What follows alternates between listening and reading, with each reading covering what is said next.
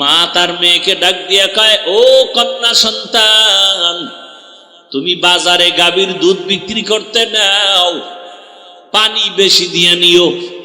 ওমর পাশে চুপ করে শুনতেছে, কেউ নাই। মেয়েটা মায়ের আওয়াজ শুনিয়া কয়, মা, দুধের মধ্যে যদি পানি দেই, ওমর যদি টের পায় আমার চামড়া তুলে ফেলবে। ওমর কই? কথা কয় না। মা কয়, এই তুই কি পাগল হয়ে গেলি? এই রাতের ভিতরে ওমর দেখবে কিভাবে? মেয়ে ডাক দিয়ে কয়, মা, ওমর যদি আমাকে নাও দেখে, ওমরের আল্লাহ আমাকে দেখবেন। ওমর শুকর আদায় করে চুপ করে চলে গেছেন। পরের দিন আদালতে বসছেন, লোক পাঠায় বলে, যাও অমুক এলাকায় গিয়া ওই এক মহিলা বৃদ্ধা তার কন্যা সহ আমার কাছে হাজির করো। মহিলাকে যখন বলা হয়েছে, ভয় আতঙ্কিত হয়ে গেল।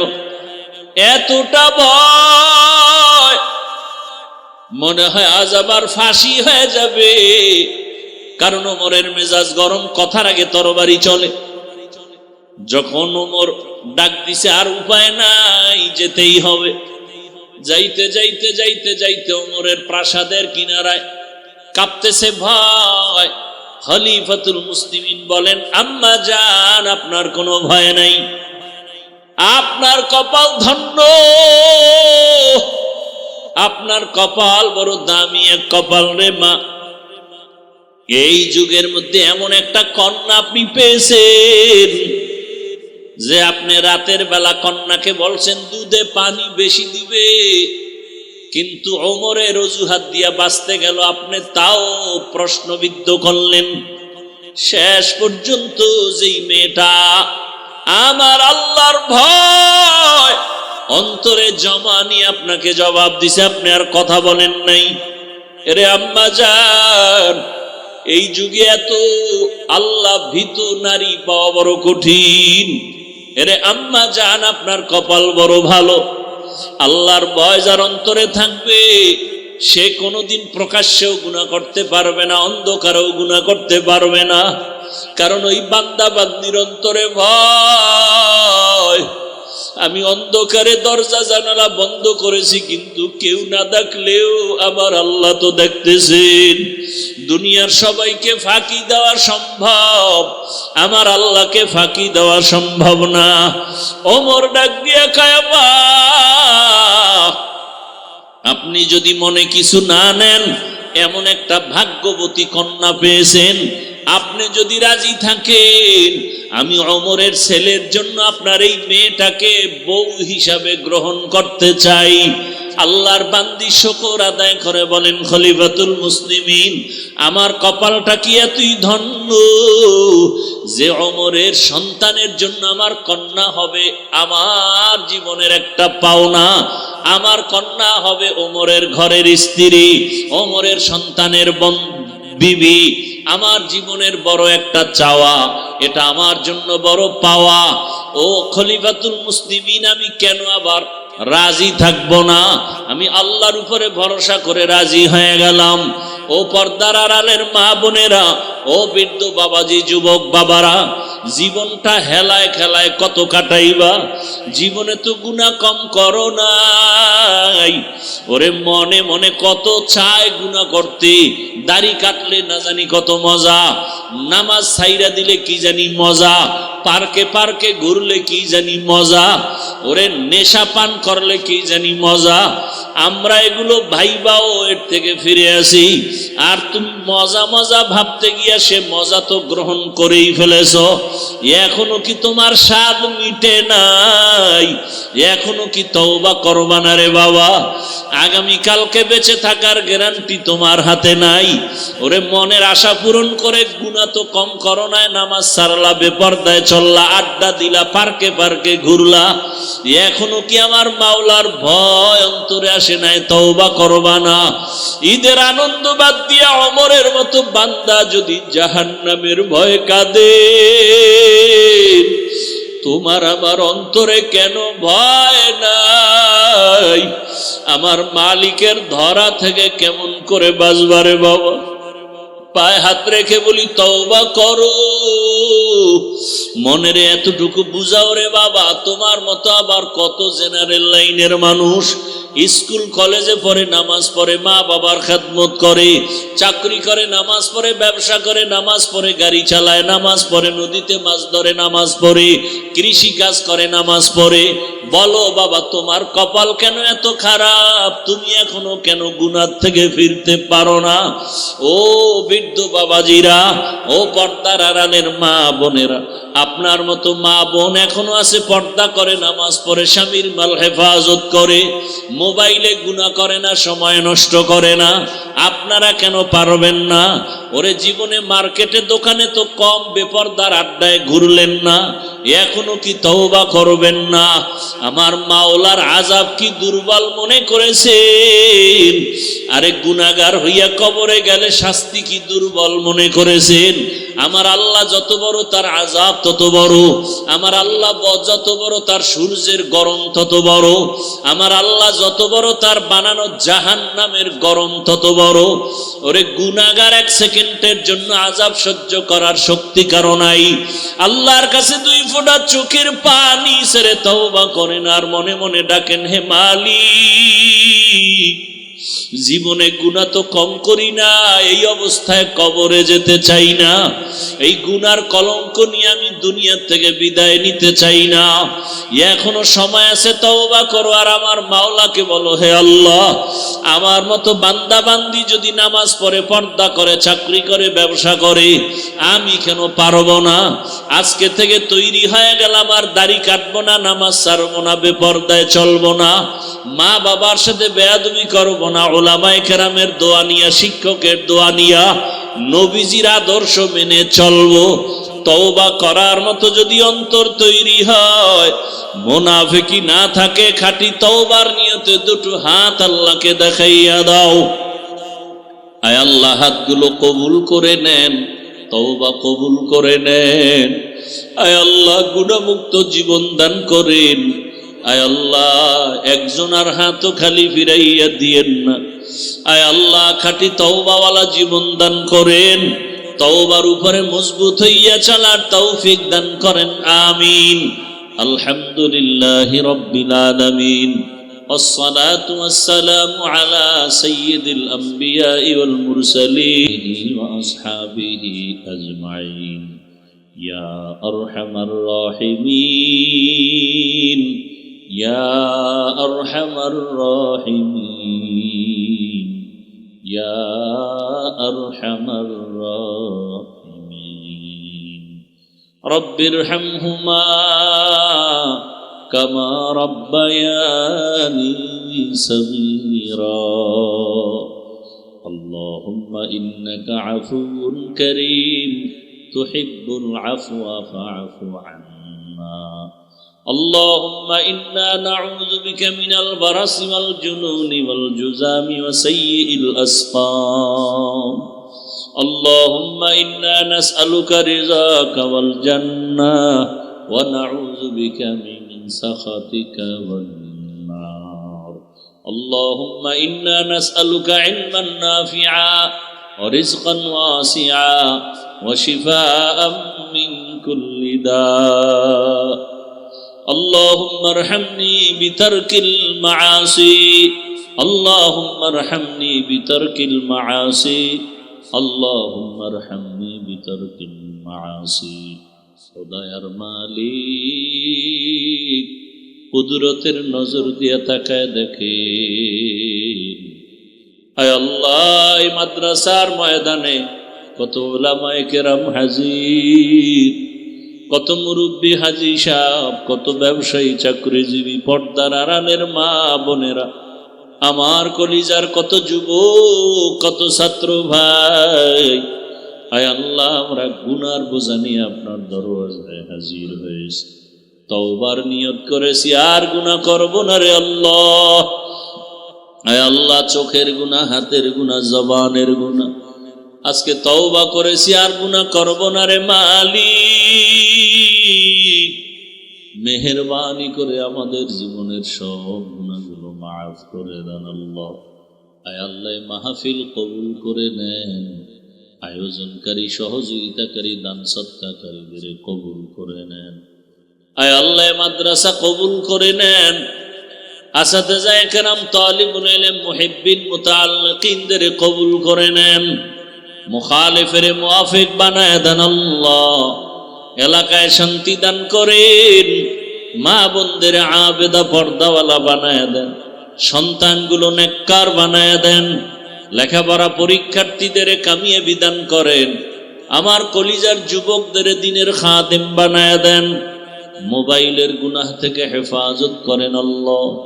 আয় আল্লাহ সারা দুনিয়াবাসীকে মাফ করে দেন, প্রবাসে যারা সবাইকে হেফাজত করেন, আমার দেশ ইসলামের জন্য কবুল করে নেন, বাংলাদেশ শান্তির দেশ বানায় দেন। আয় আল্লাহ উলামায়ে কেরামদের এক বানায় দেন, ঘরে ঘরে সুন্নতের আমল চালু করে দেন। আয় আল্লাহ কামাই রুজি ব্যবসা যারা করে, চাকরি করে, হালাল ভাবে বরকত বাড়ায় দেন, অভাব দূর করে দেন, ঋণ আদায়ের ব্যবস্থা করে দেন। রব্বুল আলামিন প্রত্যেক সন্তানকে আদর্শবান বানায় দেন, দাম্পত্য জীবন সুখময় করে দেন। আয় আল্লাহ নবীজির সুন্নাতওয়ালা জিন্দেগি দান করেন, নবীজির রওজা বাইতুল্লাহ জিয়ারতের জন্য কবুল করে নেন। আয় আল্লাহ বরকতি হালাল রিজিক দান করেন। জমিনের মধ্যে যত মানুষ, সব মানুষের আল্লাহ চলার জন্য সম্মানের সাথে একটা গুণ দান করেছেন, কিন্তু এই গুণ পেয়ে যেন বাহাদুর হয়ে না যাও, অহংকারী হয়ে না যাও। এ কারণে আল্লাহ আর একটা সাইড তোমার দুর্বল করে রেখেছেন। আমি হাফিজুর রহমান বয়ান করি, জোহরের নামাজের পরে এত মানুষ, আল্লাহ কয় বাহাদুরি করিস না, তুই বয়ানই করতে পারো, যদি একটা ফতুয়া কেউ জিজ্ঞাসা করে তুই ফতুয়া দিতে পারবি না। আমার কাছে মাসআলা জিজ্ঞাসা করলে বলবো মুফতি সাহেবের কাছে যাও, সেখান থেকে ফতুয়া নাও। তাহলে আমি এক সাইডে বয়ান করনেওয়ালা, অন্য লাইনে কোরআনের ফতুয়ার ব্যাপারে আমি দুর্বল। পৃথিবীর প্রত্যেকটা মানুষের সম্মানের জায়গায় চলার জন্য একটা গুণ আছে, অহংকারী হতে যেন না পারো সেজন্য আর একটা দুর্বল সাইটও আছে। বড়লোক টাকার মাস্তানি করে, টাকার অভাব নাই, মাছওয়ালা কয় তোর টাকার গুল্লি মারি, আমার মতো ফকিরের যদি টাকা না দাও তোর কপালে মাছ নাই।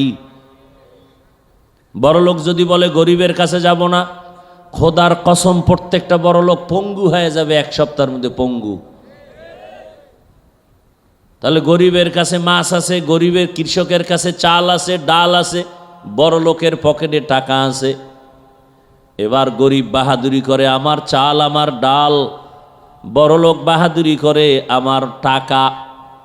গরিব কয় আমার চাল ডাল দিয়া 2-4 মাস খেয়ে পরে বাঁচবো, তোর টাকা দিয়া তোর 1 সেকেন্ড বাঁচার ক্ষমতা নাই যদি আমগো থেকে চাল ডাল না নেও।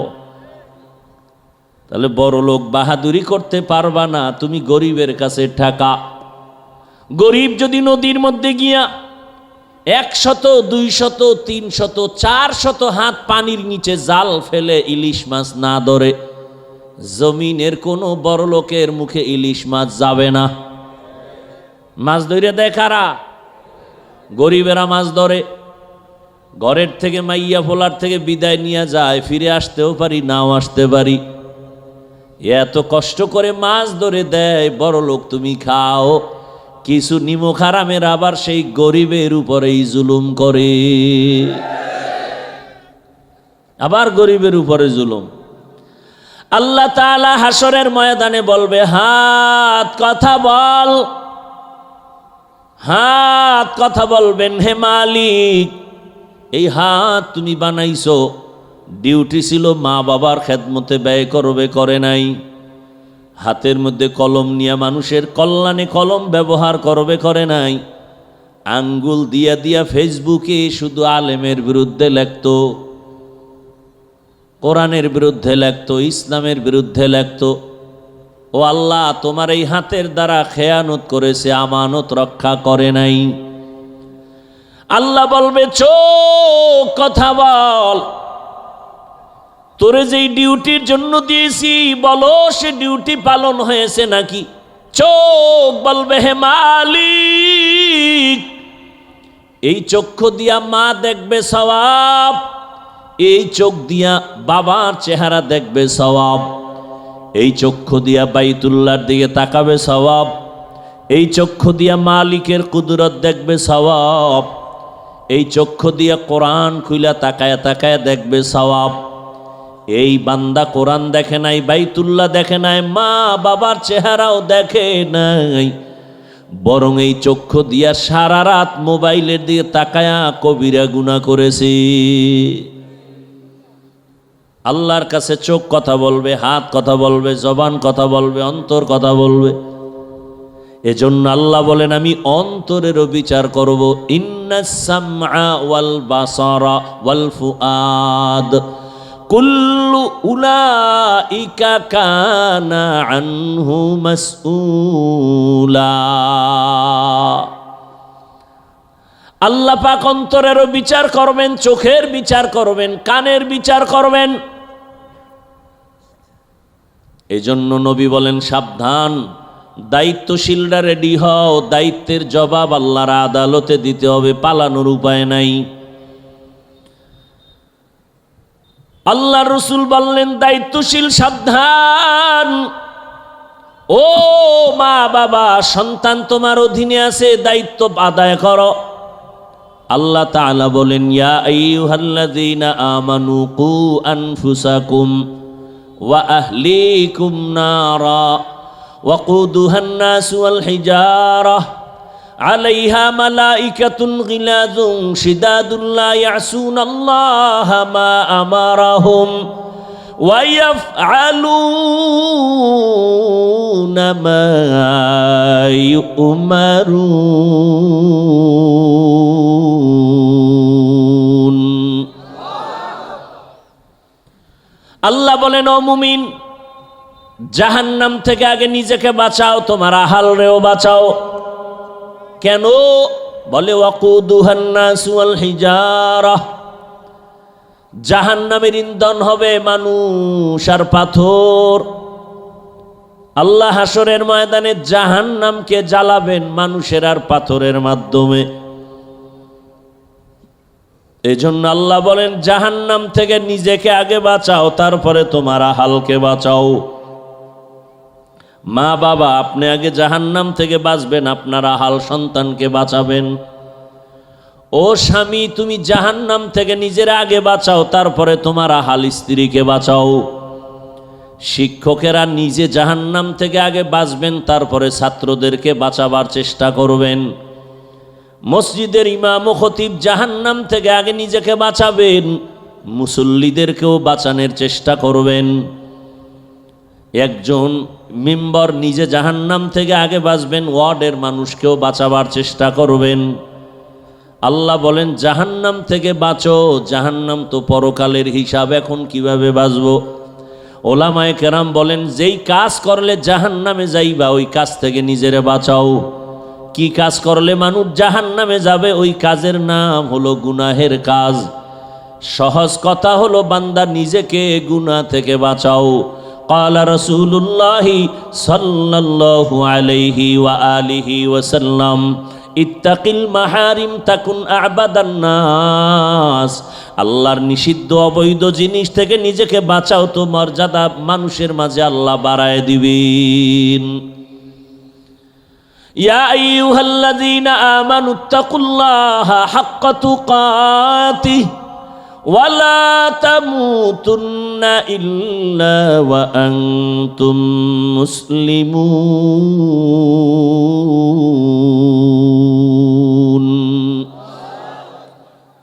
দায়িত্বশীলরা সাবধান, প্রত্যেক মা বাবা জাহান্নাম থেকে আগে বাঁচো।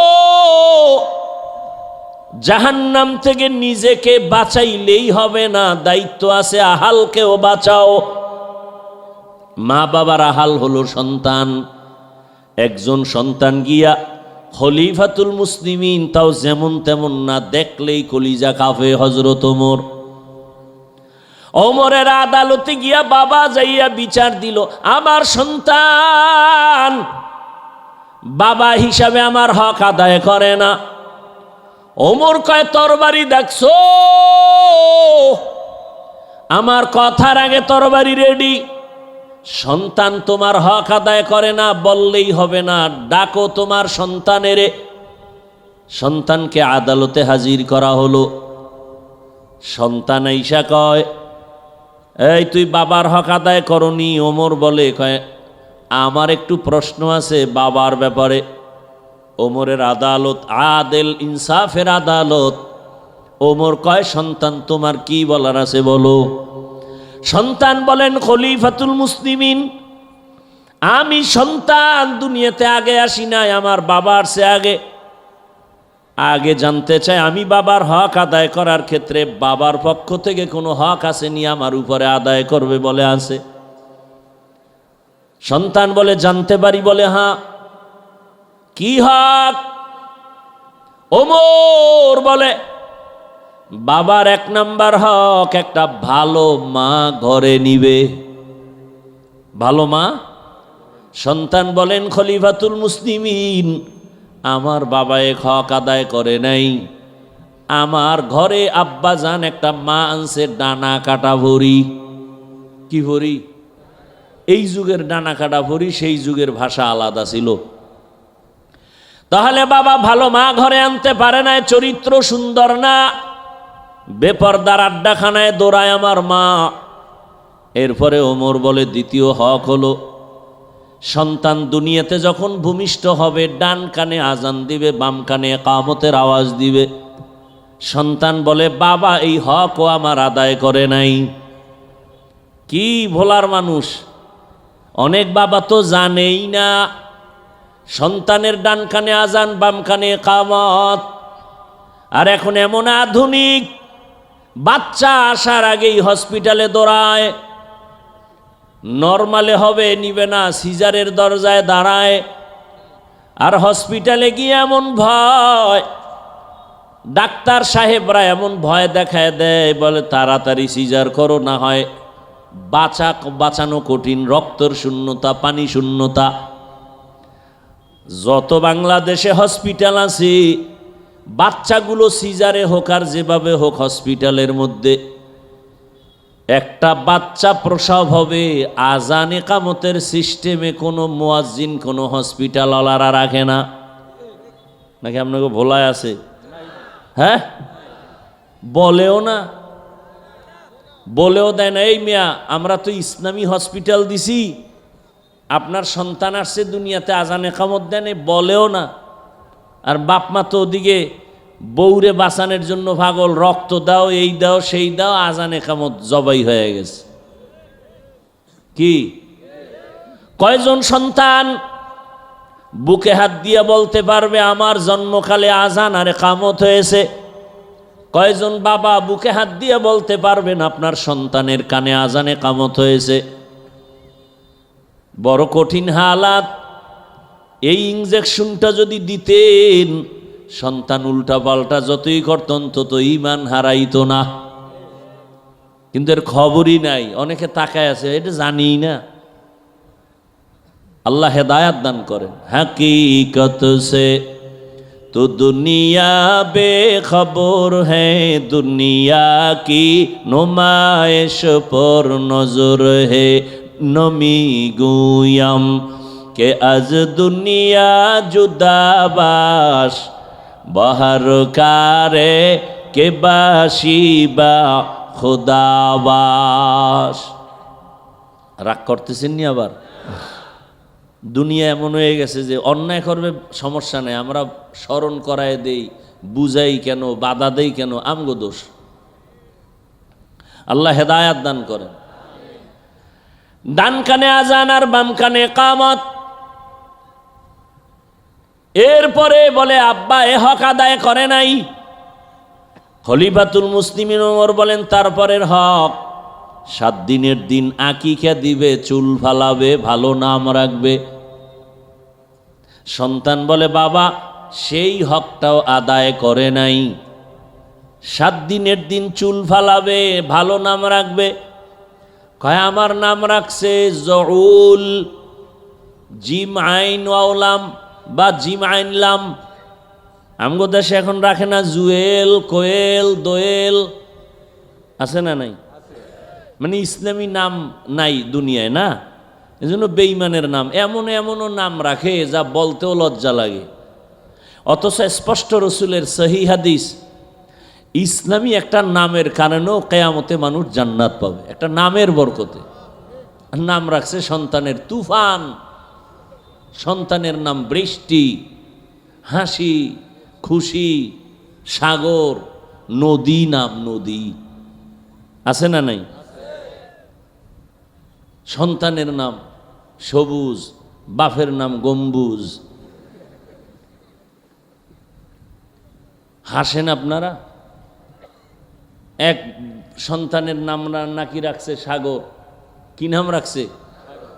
সাগর। এরকম নামের সন্তান আছে না? আর এখন তো সব ফ্রি মাইন্ড, সব ফ্রি মাইন্ডে চলে। দুনিয়ার আকাম কুকাম করবে, বলবে ফ্রি মাইন্ড। এই ভাই ভলিউম বাড়াও তুমি। দুনিয়ার আকাম কুকাম করে আর বলে ফ্রি মাইন্ড। কি শালিরি নিয়ে ঘুরবে, পর্দার কোনো ভালাই নাই, বেপর্দা আড্ডা, স্লোগান বানায় নিছে কি ফ্রি মাইন্ড। আল্লাহ হেদায়াত দান করো। তুকু যাও সুন্নতে আহমদ কুজা বা মুহাম্মদ কাইবুয়াদ নিসবত তোরা মান আহাব্বা সুন্নতি কৌলে রসুল মজদায়ে কানা মাই হাম কুন কবুল। সন্তানের নাম রাখছে কি? একটু আগে বলছি সাগর। এখন সাগর ডেলি ডেলি অসুস্থ হয়, খালি অসুস্থ। হুজুরের দোয়ার জন্য আছে, ডাডে খানা খাওয়াইছে ঘরে, খাওয়াইলা একাই হুজুর একটু দোয়া করেন, আমার সন্তান সাগর বড় অসুস্থ, কলিজা ধরে দোয়া করেন। হুজুর মোনাজারটা দিয়া জিগাই নাম কি? কয় সাগর। মোনাজারটা হালাই দিছে। কয় যদি মইরাও যাই সাগরের জন্য আমি দোয়া করতে পারবো না, কারণ এই সাগর আমার বাড়ি 3 বার ভাঙছে। এই সাগরে কোনোভাবে সম্ভব না দোয়া করা। তোমার খানার গুল্লি মারি আমি গেলাম, জীবন যাবে, সাগরের জন্য কোনো দোয়া হবে না। हकीकत से तू दुनिया बेखबर है, दुनिया की नुमाइश पर नजर गुयम के अज दुनिया जुदा बाश बहर कारे के बाशी बा खुदा बाश चिस्ते दुनिया আজ খোদা গাফেল বুদান কমাশু নুকরাহ ফর জিন্দুজান। খলিফাতুল মুসলিমিন বলেন, এর পরের হক, প্রত্যেকটা বাবার দায়িত্ব সন্তানের আদব শিখাবে। ক্বালা রাসূলুল্লাহ সাল্লাল্লাহু আলাইহি ওয়া আলিহি ওয়াসাল্লাম, মান বুলিদা লাহু ওয়ালাদুন ফালইউহসিন ইসমাহু ওয়া আদাবাহ فإذا بلغ فليزوجه فإن بلغ ولم يزوجه فأصاب اسما فإنما اسمه على أبي। সন্তান আস্তে বুঝ হয়ে গেছে, এখন আদব শিখাও। সন্তানের আদব যদি শিখাইতে চাও, ফজরের নামাজের সময় কেজিতে পাঠায় দাও, ঠিক না? সন্তানটারে আদবের শিক্ষা দাও। জমিনের মধ্যে শ্রেষ্ঠ আদর্শওয়ালা শিক্ষা, আদবের শিক্ষা দিলেন আমার রসুল সাহাবাদেরকে।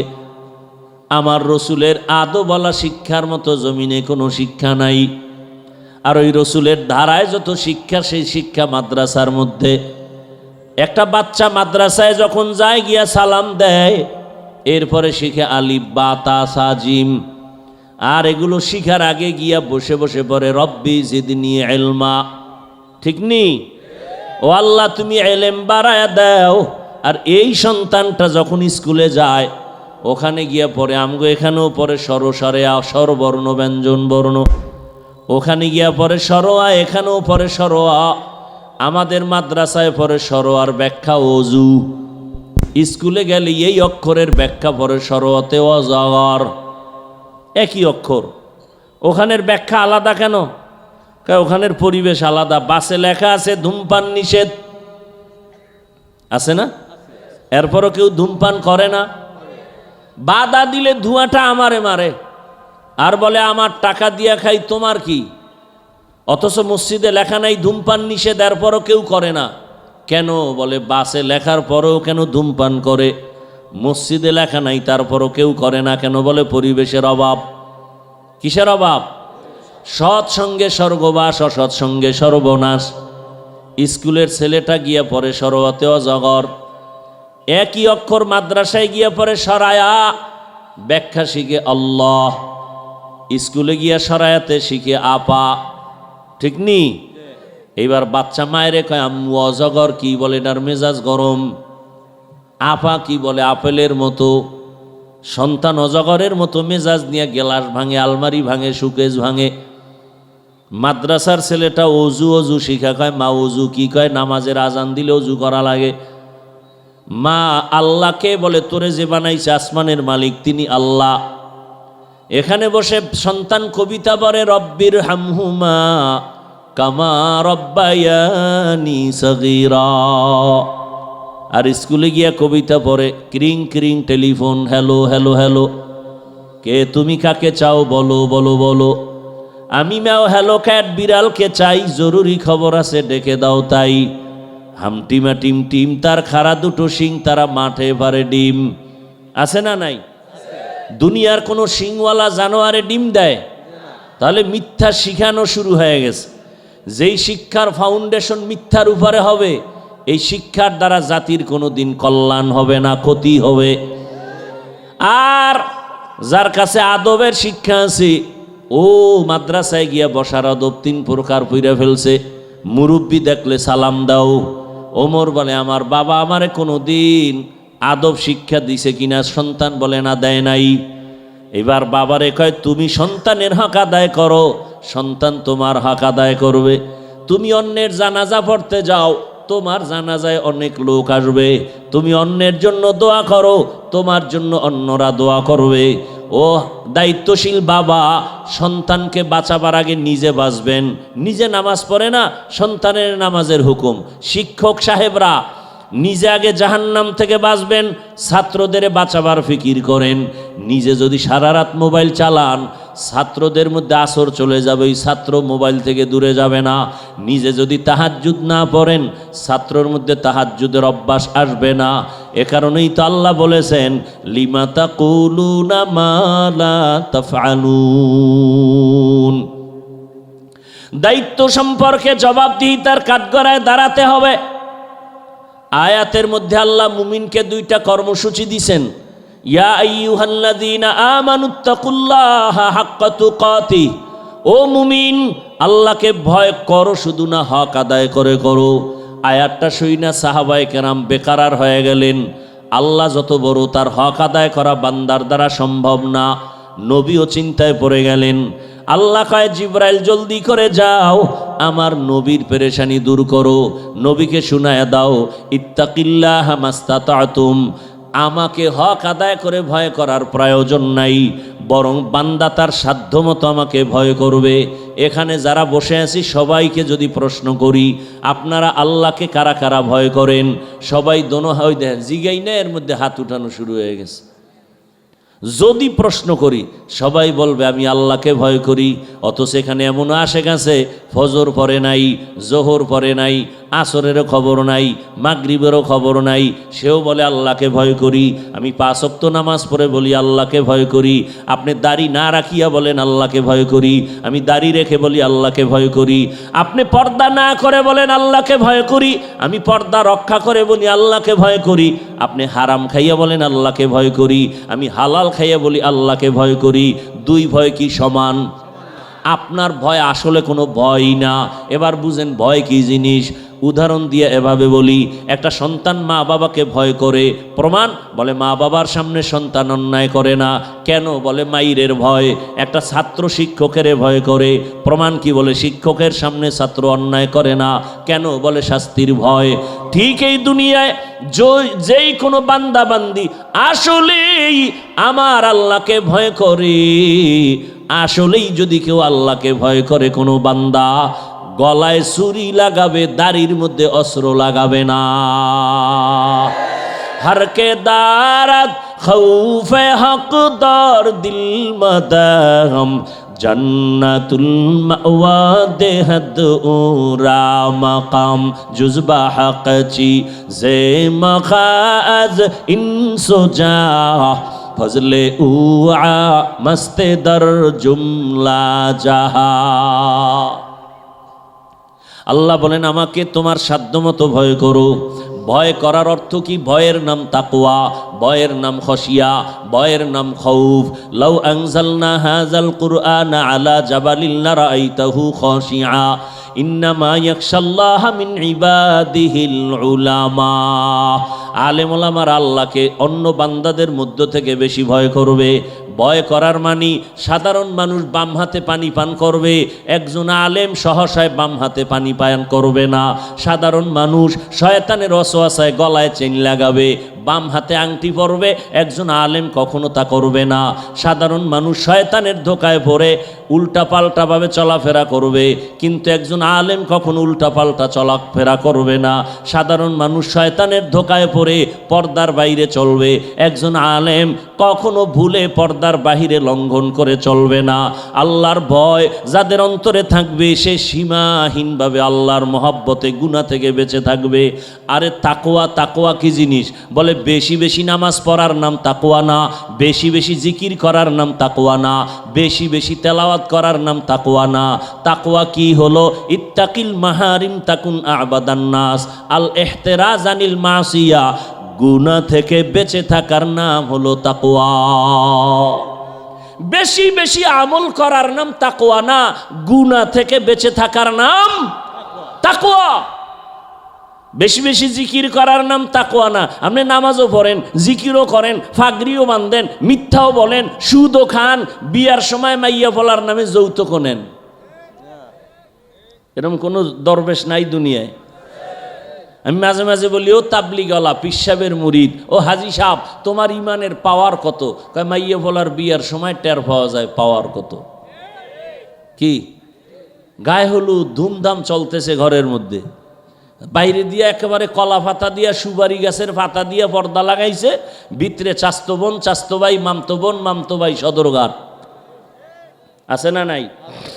আল্লাহ হেদায়াত দান করুন। তাহলে বেশি বেশি জিকিরের নাম তাকওয়া, বেশি বেশি তেলাওয়াতের নাম তাকওয়া, বেশি বেশি আমলের নাম তাকওয়া না, গুনাহ থেকে বাঁচার নাম। এজন্য আমি এভাবে বলি মিলাইয়া, তুমি নেক আমল করতে পারো আর না পারো, গুনাহ করিও না। বাস, তুমি কারো উপকার করতে পারো না পারো, ক্ষতি করিও না। তুমি কারো প্রশংসা করতে পারো বা না পারো, বদনাম করিও না। এই তিন কথার উপরে মজবুত হও, জান্নাত রেডি হয়ে যাবে। পারলে নেক আমল করো, না পারলে চুপ, গুনাহ করিও না। পারলে প্রশংসা করো, না পারলে চুপ, বদনাম করিও না। পারলে কারো উপকার করো, না পারলে চুপ থাকো, কারো ক্ষতি করিও না। এটাই হলো আসল তাকওয়ার মূল স্লোগান। আল্লাহ বলেন আমাকে ভয় কর, মানে গুনাহ থেকে নিজেকে বাঁচাও। এখন গুনাহ থেকে কেমনে বাঁচাবো? আল্লাহ বলেন মুসলমান হইয়া মর, মুসলমান না হইয়া মরবি না। এক সূরায় কয় মুসলমান হব না মরব না, কয় না মুসলমান না হইয়া মরবি না। কথার ব্যাখ্যা কি? বলে সময় তোমার হাতে বাঁধা নাই, কখন মরণ হবে জানা নাই, অতএব তুমি মুসলমান না হইয়া মরিও না। কথার ব্যাখ্যা হলো মুসলমান হইতে দেরি করিও না।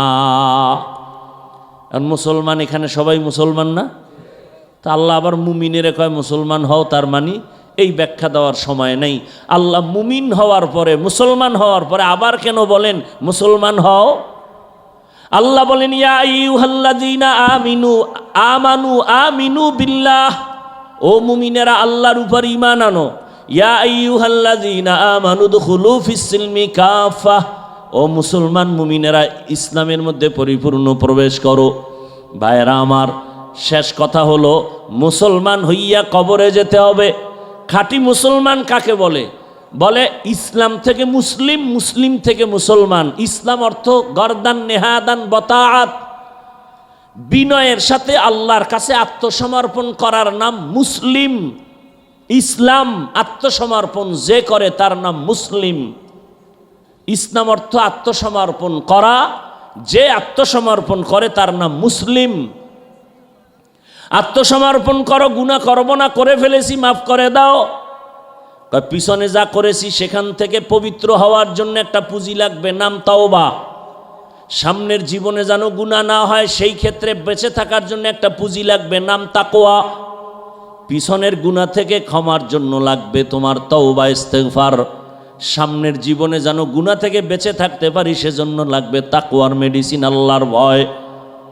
ও আল্লাহর বান্দারা, ও যুবক বাবারা, বৃদ্ধ বাবাজি, পর্দার আড়ালের মা বোনেরা, জীবনে গুনাহ তো কম করি নাই। হাতের গুনাহ, চোখের গুনাহ, জবানের গুনাহ, অন্তরের গুনাহ। এখনো তওবা করার সময় পিছনের গুনাহ থেকে আল্লাহর কাছে তওবা করি। ও দয়ার মালিক, জীবনে আর নামাজ ছাড়ব না, দাড়ি কাটবো না, বেপরদায় চলবো না। মা বাবার দোয়া নিয়া, শিক্ষকের দোয়া নিয়া, উলামায়ে কেরামের পরামর্শ নিয়া সুন্নাত অনুযায়ী জীবনটা চালাবো। ও আল্লাহ, তুমি মাফ করে দাও। ও যুবক বাবা, তওবা করো। তোমার মতো যুবক জেনারেল লাইনে নামাজ পড়ে নাই, দুনিয়ার লাইনে কাজ করে, কৃষি কাজ করে নামাজ পড়ে, নদীতে মাছ ধরে নামাজ পড়ে, ব্যবসা করে নামাজ পড়ে, চাকরি করে নামাজ পড়ে। তুমিও তৈরি হয়ে যাও, আর নামাজ ছাড়িও না। মা বাবার দোয়া নিয়া, শিক্ষকের দোয়া নিয়া, উলামায়ে কেরামের দোয়া নিয়া সামনে আগাও। মা বাবারাও তৈরি হয়ে যান, আল্লাহর মোহাব্বতে তওবা করেন। জীবনে আর গুনার কাছেও যাবেন না, আর নবীর তরিকার বাহিরে চলবেন না। তওবা করার যদি নিয়ত কারো হয়, মুনাফিকি না থাকে, খাঁটি তওবার নিয়ত যাদের আছে, দুটো হাত আমার আল্লাহকে দেখাইয়া দেই। আয় আল্লাহ, আমাদের হাতগুলো কবুল করে নেন, তওবা কবুল করে নেন। তওবার উপরে মজবুত হইয়া চলার মতো তৌফিক আমাদের দান করেন, আমিন। সবার তওবা ঠিক আছে তো ইনশাআল্লাহ? যুবক বাবারা কি ঠিক আছে? আর চোখের গুনাহ, হাতের গুনাহ, জবানের গুনাহ করা যাবে না। আল্লাহ আমাদের তওবার উপরে মজবুত হয়ে চলার তৌফিক দান করেন। আজকের এই মাদ্রাসারে মাহফিল, খুশি না বেজার? কথা বলেন। বিশাল আয়োজন, বিশাল খরচ। মাদ্রাসায় দান সৎকা কি হিন্দুরা করবে, খ্রিস্টানেরা করবে, এহুদিরা করবে, বিধর্মীরা করবে? একমাত্র আমাদেরই করতে হবে কম বেশি। আর দান করলে লাভ কি মাদ্রাসার না আমারও আছে? অনেক লাভ। অতএব আল্লাহর মোহাব্বতে আমরা বিসমিল্লাহ বলে পকেটে হাত দিয়া 1000 পারি, 500 পারি, যতটুকু পারি, 100 টাকাও